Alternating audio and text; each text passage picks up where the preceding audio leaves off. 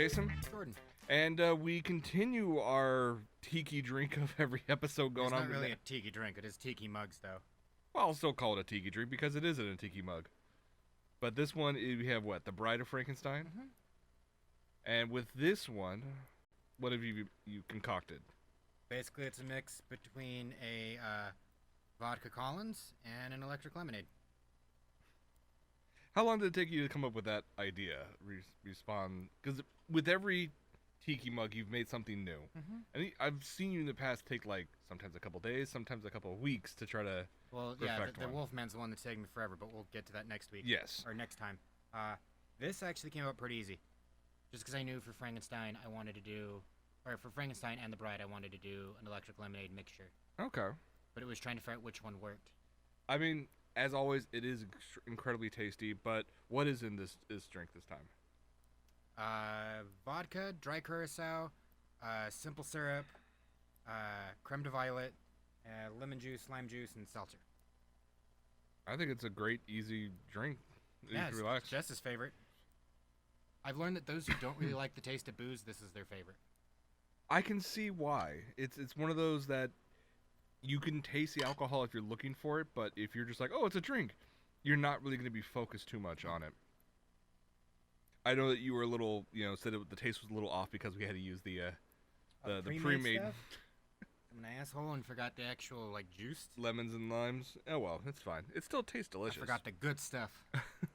Though you did make mention, actually earlier today, that the company that makes these tikis, Geeky Tikis, on their website they actually have I recipes. found out that, for a few of their mugs, they have drinks made for them. Mm-hmm.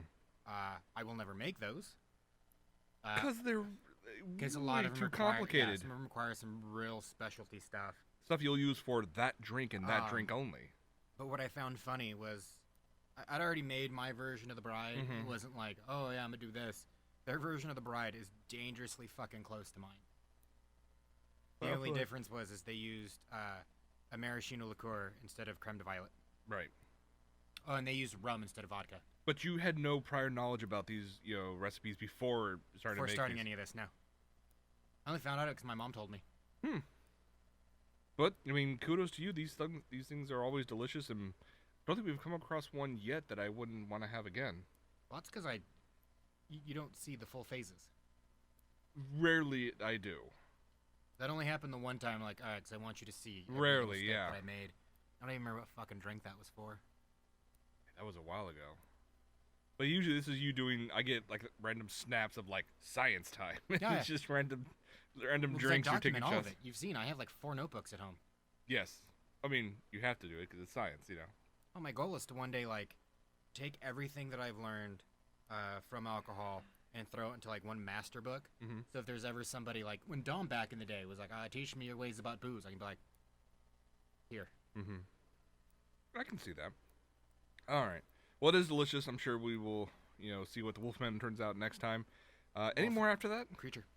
Oh, there is Creature from the Black Lagoon. That's the only last 2, right? That you have right now. Freddy.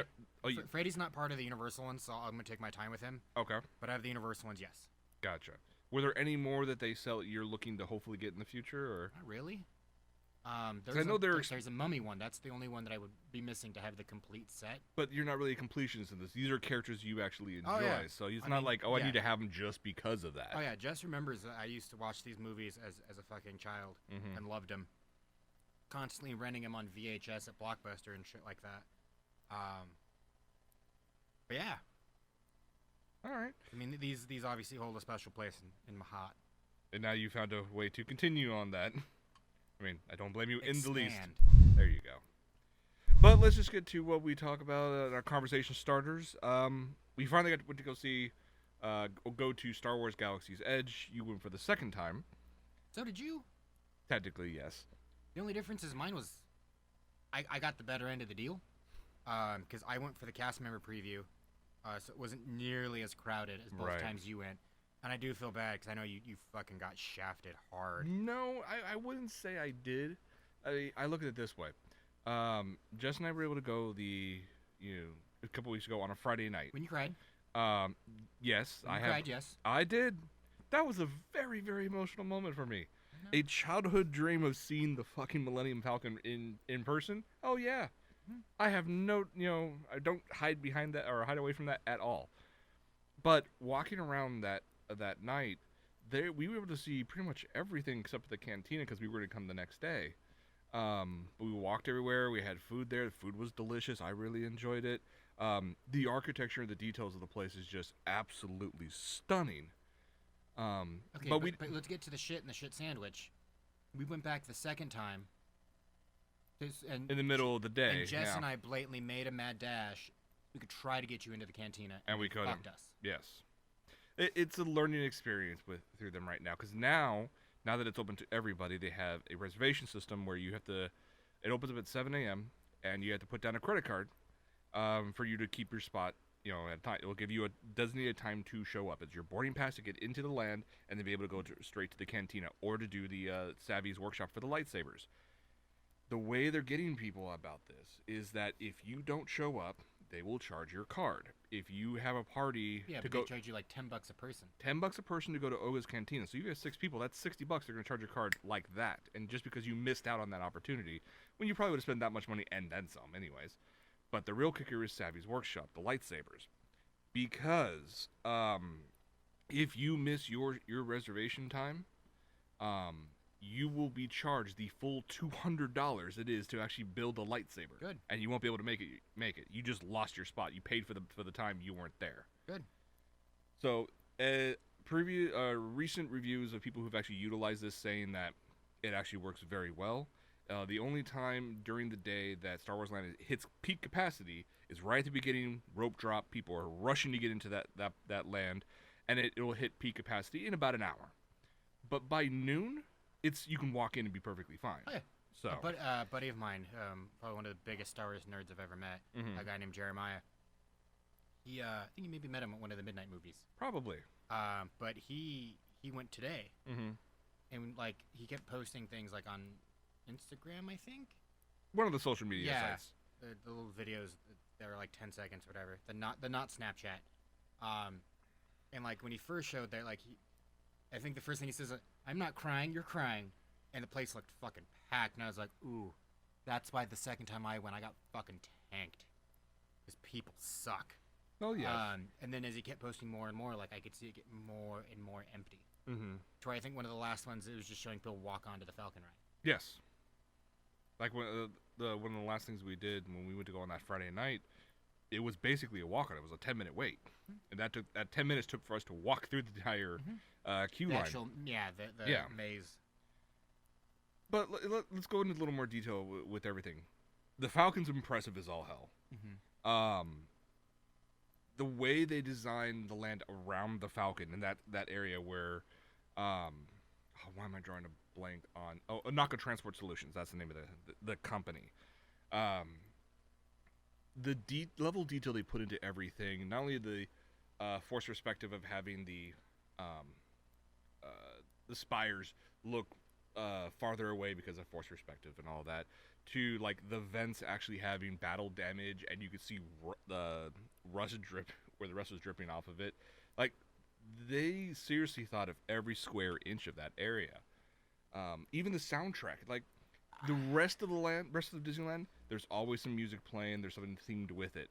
Here, they act like it's an actual spaceport where you don't hear really music. You just hear pit crew sounds, pit crews working, or ships landing or taking off. I really appreciate it. It lends itself to the immersion.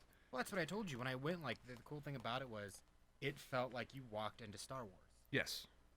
You didn't walk into Star Wars Land. You walked into like an actual world that takes place in the Star Wars universe, which was really, really cool.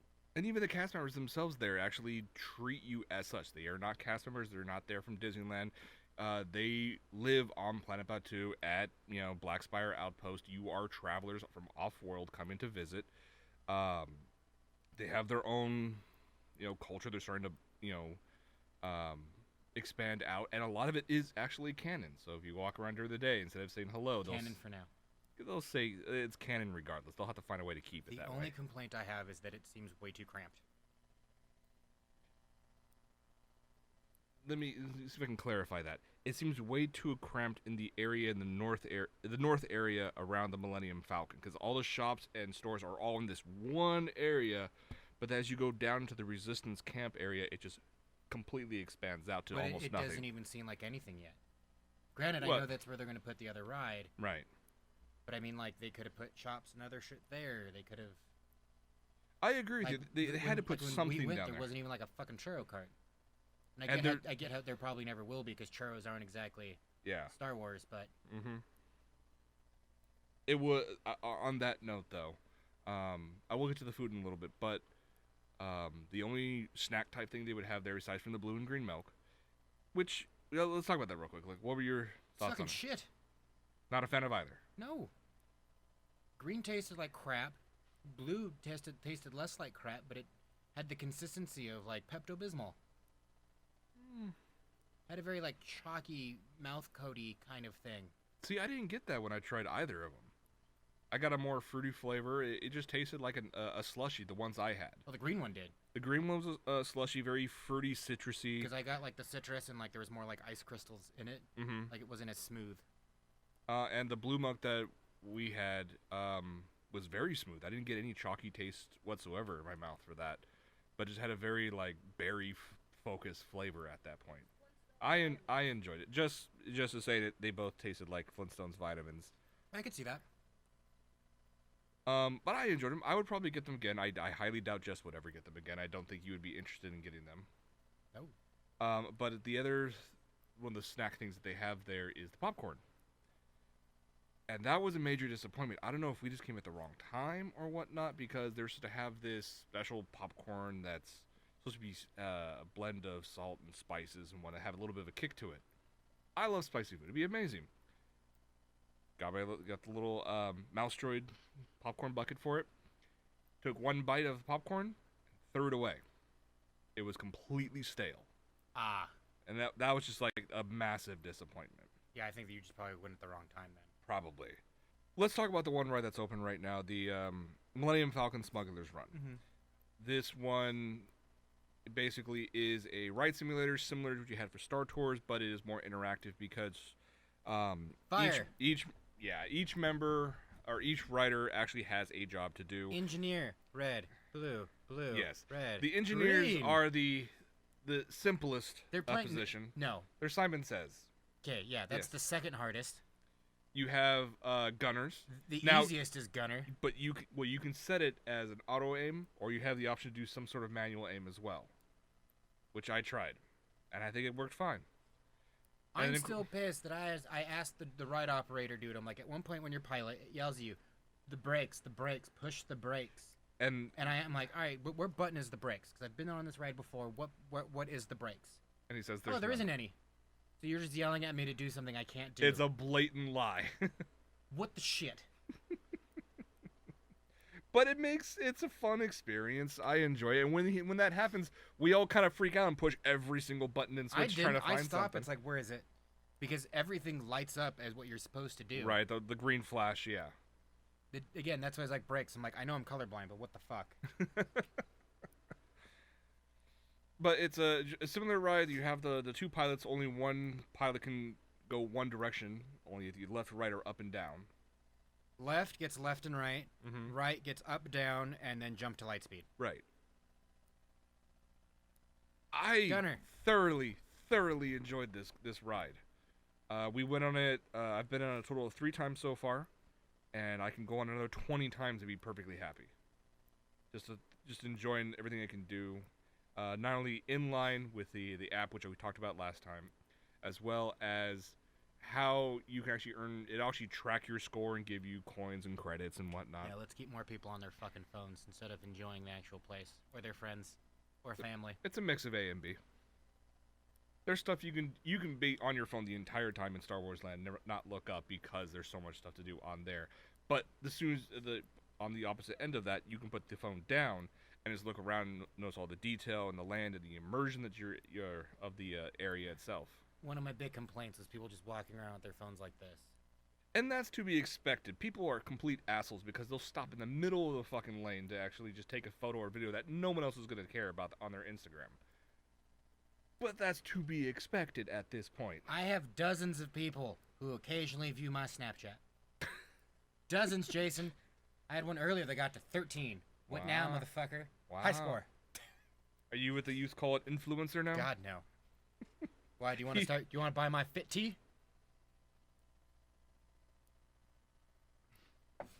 I'll just buy your book of booze. That. There you go. But yeah, the crowds were annoying as hell with a lot of when we went on that Saturday. I'm trying to look past it and look at the positives of it. The Droid Depot looked like a lot of fun. I would love to build a droid. Couldn't get into Savvy's workshop because that closed up very quickly. Not even that. You had what? Already 4 people have bought that like 2,000 grand fucking R2. Oh yeah, the R2D2, the movie spec life size that you can control for $25,000. And they already sold 4 of them. Yep. There's also the life size or the custom made first order Stormtrooper outfit that they will make to spec to your body for $6,000. There's a number of other things that you can buy around. Which is funny because you can buy all this like Jedi cloaks and robes and Sith shit. And you can't even wear it in the land. But you can't wear it in the land. Yeah. Because unless you're like a 5-year-old. Mm-hmm. But if you're in your teens or older, it's like, no. You can buy it, you just can't wear it right now. Yeah. Fucking point.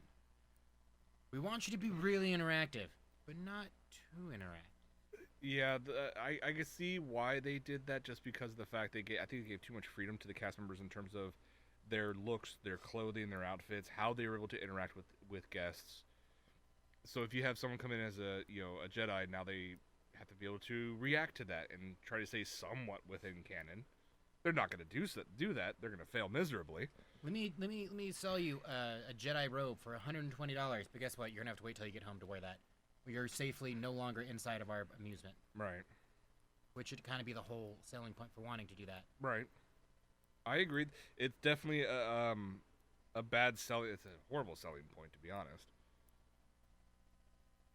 But there's still plenty of cool things there. If everyone is special, no one is special. Let alone everyone is special. Except for you, Select 6, that can actually go and do this one thing. You're extra special. Let's break this down then to the bare basics. What about Galaxy's Edge did you enjoy? Almost getting kicked out of the cantina twice. I know that's fucked up, but that literally is my favorite part. Okay, fair enough. I mean, aside from that, the actual, looking around and the feeling like you're inside Star Wars. Okay. Like, it wasn't the rides, the shops, the restaurants. It was just looking up going, yep. The Falcon is right there. There's some asshole pretending he's important when I'm like, okay, you're probably some 90-pound twink when you're not wearing your first order outfit. Right. Ordering minis. But when you're on stage, you talk like a man, like your father taught you. And they probably go home and cry. Probably. Sorry, when I worked there, I've learned those people were the worst. I'm not saying that those people there now are that way, but I hold that prejudice because when I worked there, they were all assholes. Honestly, when I worked there too, they were. Oh, They're very elitist as hell. Yeah. And you would think you're like, oh, the ones who are like Belle or Ariel, like the real face characters, you would think they would be the super, but they're super rad. Yeah.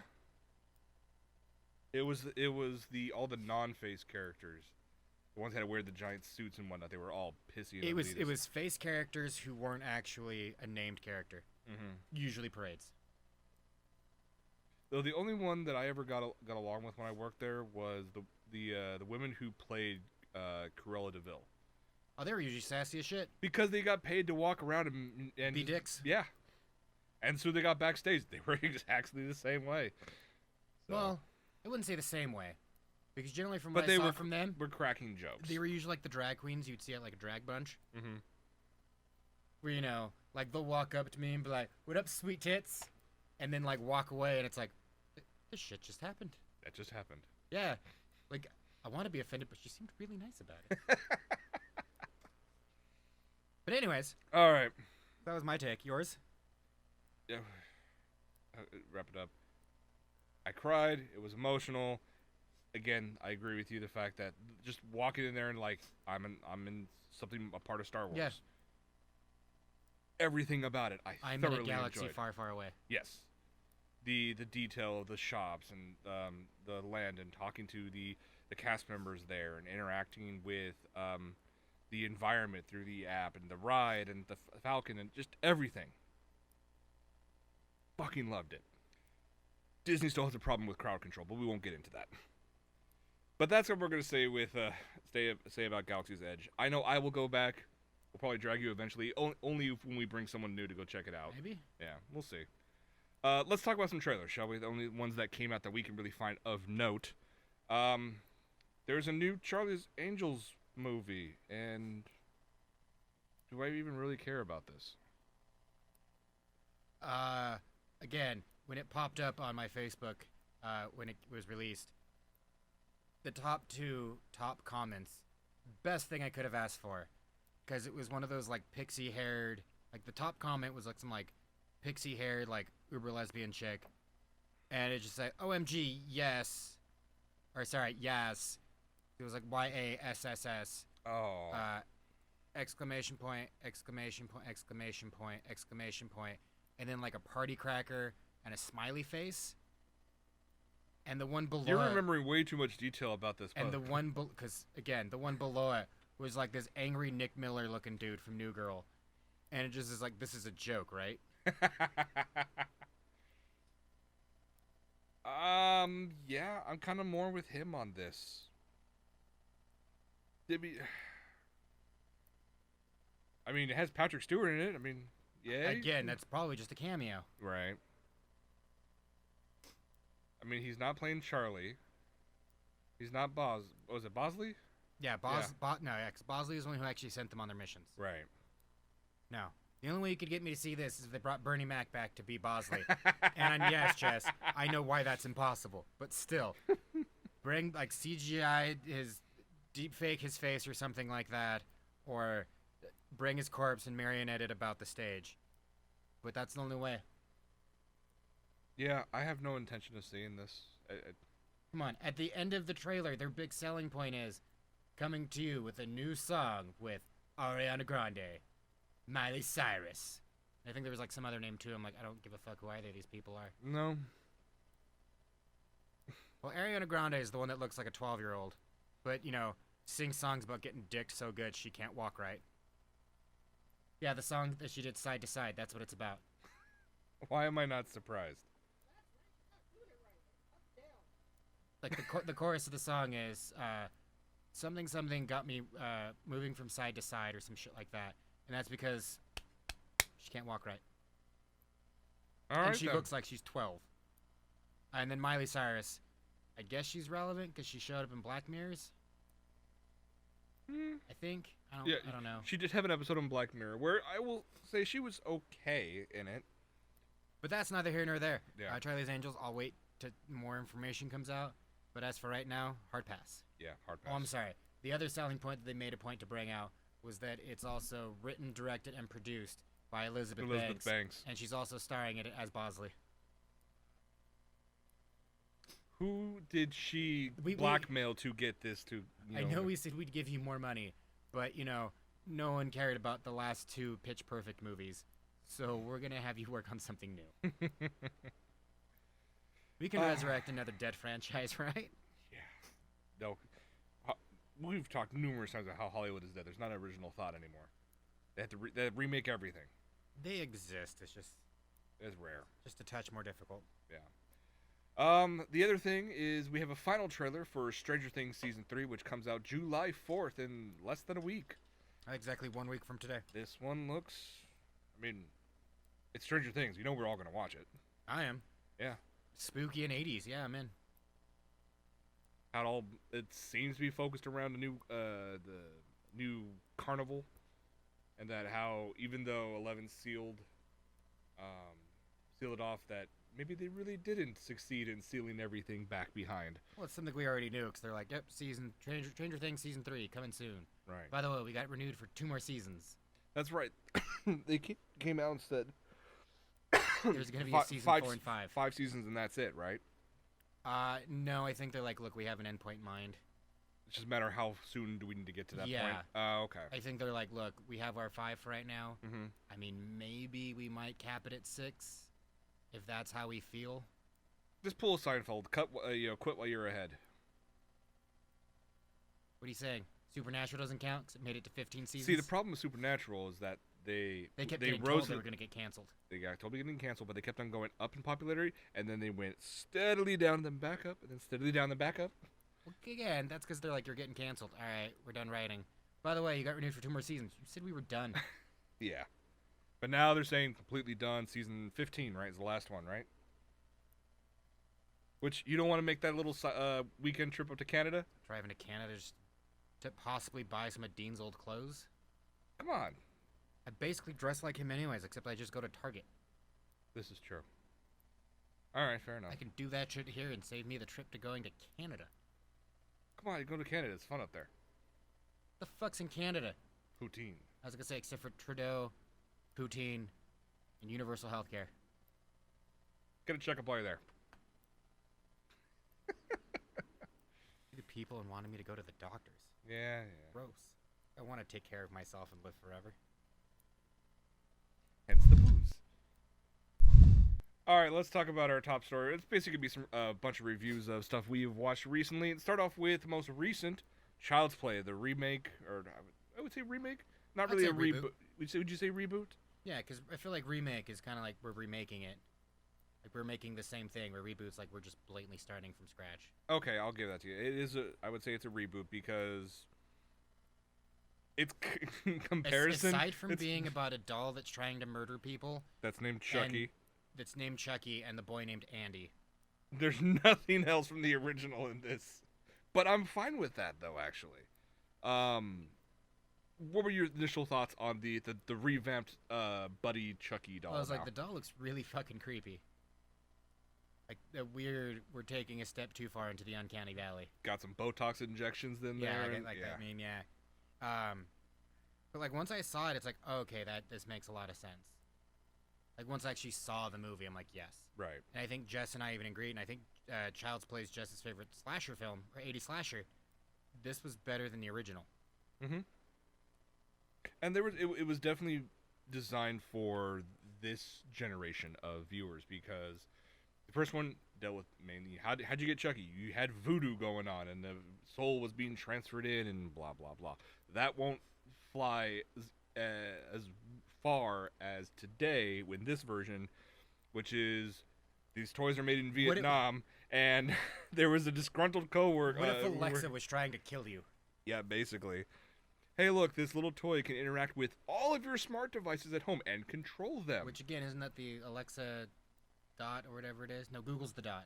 No, Alexa's the Dot. Oh. The Echo Dot, which you're thinking of. Google has the Home Mini. The little tiny things. I thought that was the Echo. No, that little thing right there, the Echo Dot. We have an Echo Dot and a Google Mini. Whatever. Yeah, you know what anyways, I mean. but...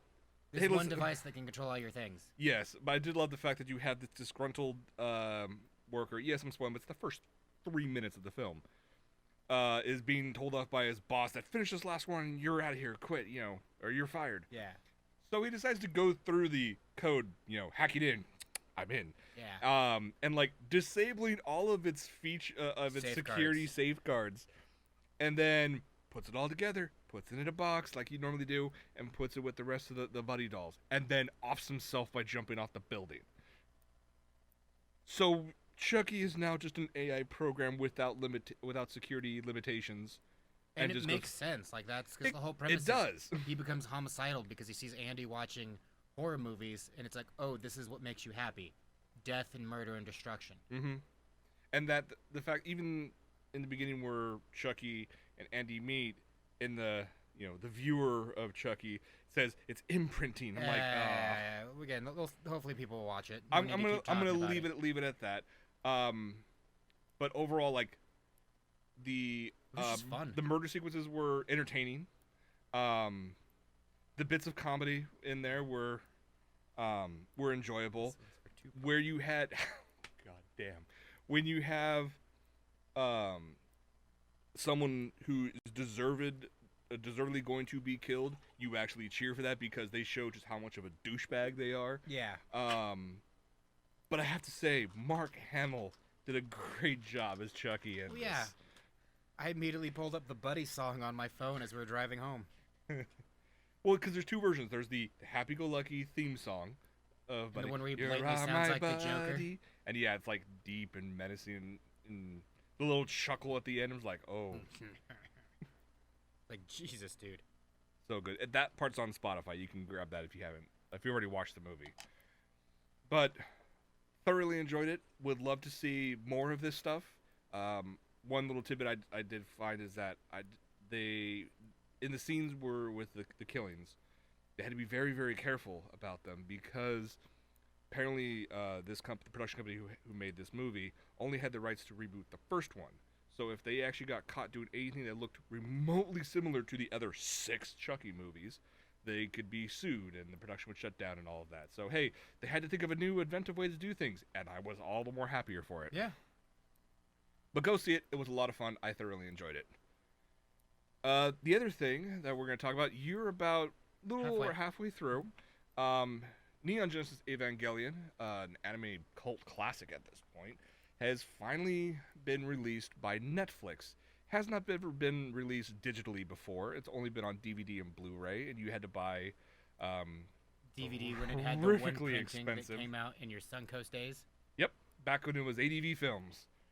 Because everybody was on that hype train at that point. Even ADV at that point announced a joint project with Gainax, the original animation production company, and What a Workshop to make a live-action Ava movie. They got as far that they got a bunch of pre-production work done, but then there was a lot of infighting and licenses went elsewhere and yada yada yada. But we don't have that here. It's actually quite fascinating, but we'll talk about that another day. But with the yes, And and that out there. so you're on episode 14. Mm-hmm. So you've met the 3 main characters. You've seen their Avas. You basically take care of the monster of the week or the angel of the week. Yeah. All that point. Without trying to get too much into spoilers, what were your thoughts and experiences so far with the series? Because you've never really watched this before, aside from a couple subtitle episodes years ago, right? Yeah. Okay. So you're going to this with basically fresh eyes. Mm-hmm. Thoughts on it? It's not bad. There are some moments I'm like, oh, we're doing this again. Okay. Episode 13 was really hard because it was a recap episode. Yes. Where it's like, we're just going to re-show you everything that you've seen so far. And I'm like, I didn't really need that, but okay. Yeah. And companies do that to try to pad their schedule and give them more time to continue on if they're getting catching up. Yeah. I don't know. Like, there's not really much of a story. At this point, you're really not seeing anything except for... even you're like, look, you'll see that in like 4 more episodes. Right. You have Shinji. Well, let's talk about this without getting too much into details. Would you agree that you were starting to see a lot of the, I would say, origins of what we consider to be now more commonplace tropes within the anime community? Yeah. Yeah.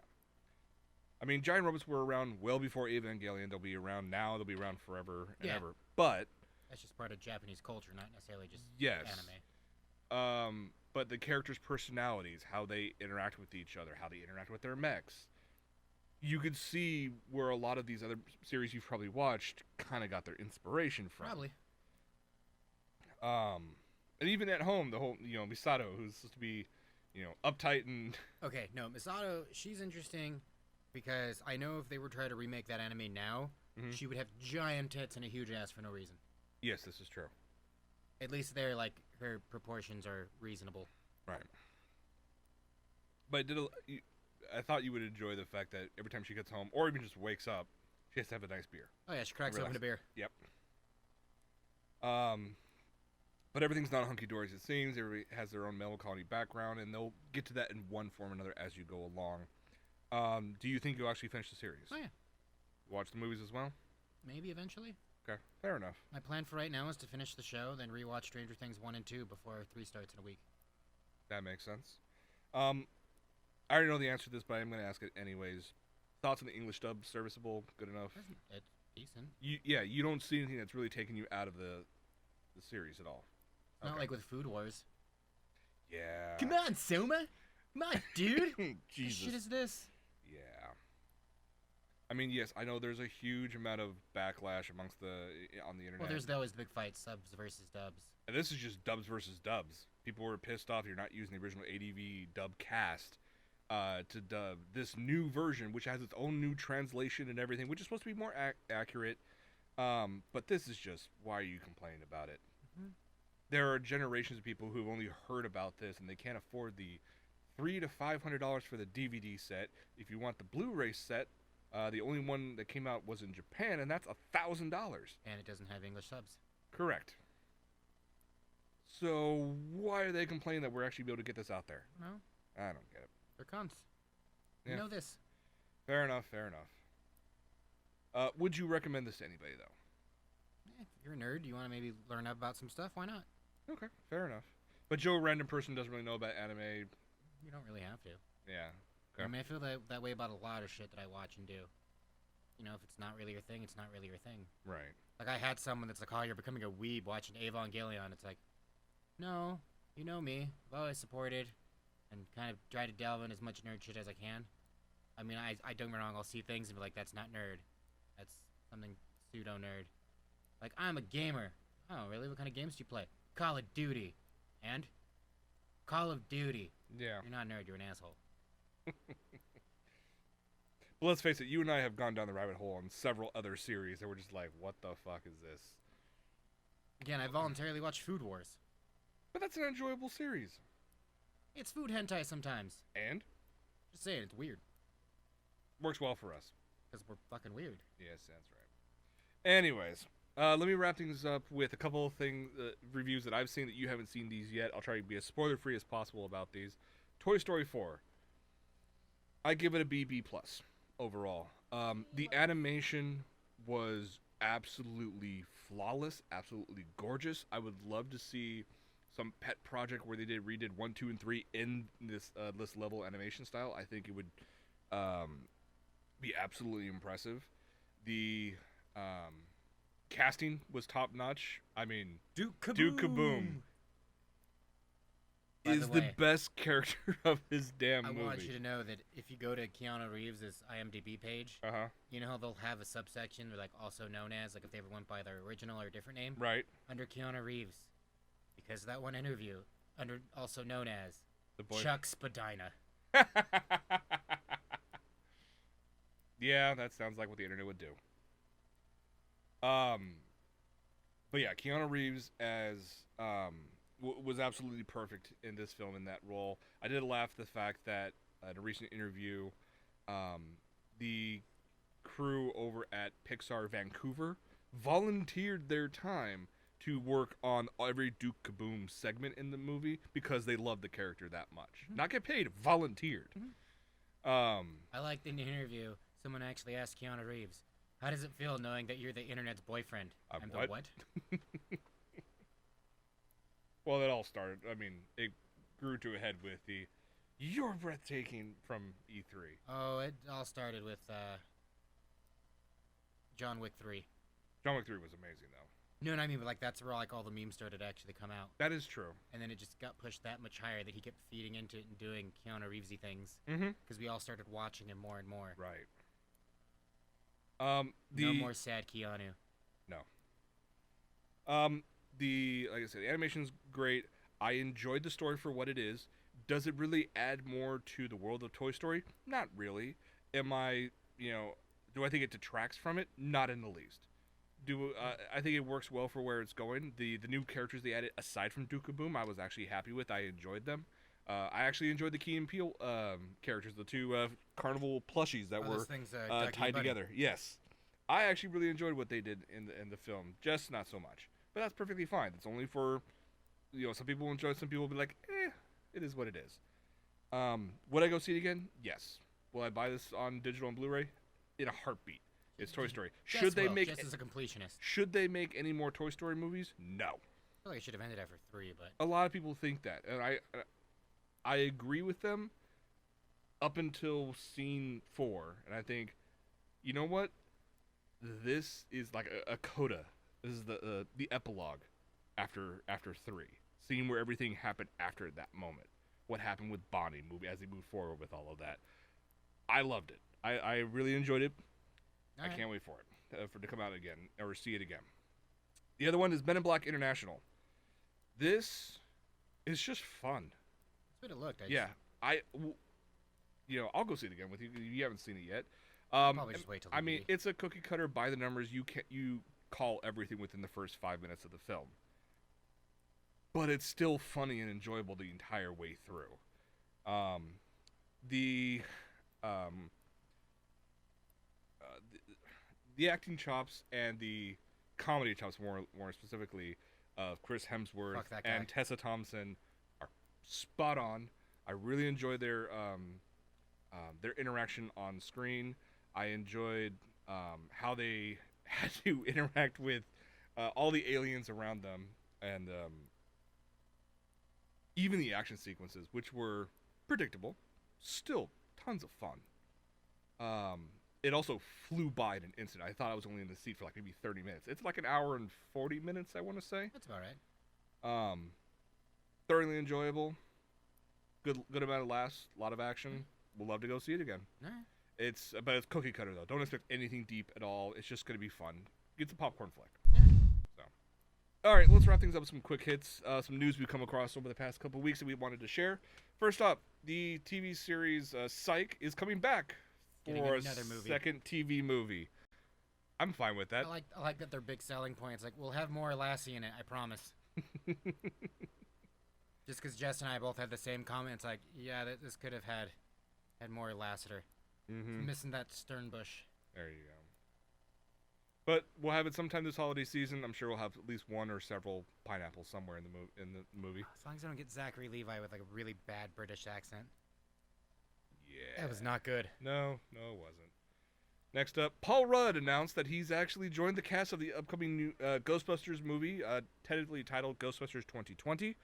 But he's not going to be a Ghostbuster. As of right now, all we know about his character is he's going to be a school teacher. Yeah, all he said right here was, I've been wanting to work with Jason Reitman, the director, had a comment online about working with Paul Rudd. He'd been wanting to do so since this short film opened for Wet Hot American Summer at Sundance. He's thrilled he'll be joining this new chapter in the original Ghostbusters universe. He's a funny guy. He's entertaining. I would love to see what he can do with this. I look forward to all this. I mean, considering most of the original cast that's still alive will be coming back to reprise their roles in one way or another for this film. Right. Ernie Hudson's going to be in this. Yeah. What has he done lately? Well, that'll be it for this episode. Oh. Yeah. Talked about Star Wars. Talked about... A quickish one for once. Yeah. So, but we're going to wrap it up as always. Thank you guys so much for hanging out with us. For Geeks and Drinks, I'm Jason. Sure. Cheers, Internet.